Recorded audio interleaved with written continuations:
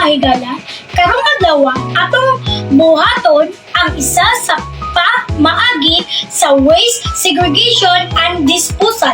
Mao ang paghimo og compost pit.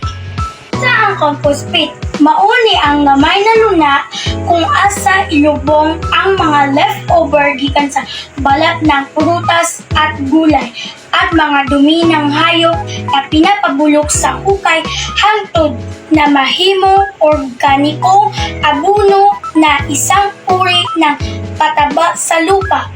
Ini ang among gamay na compost pit. Ay mga balat ng gulay gikan sa pinanitan na gulay na giluto ni mama.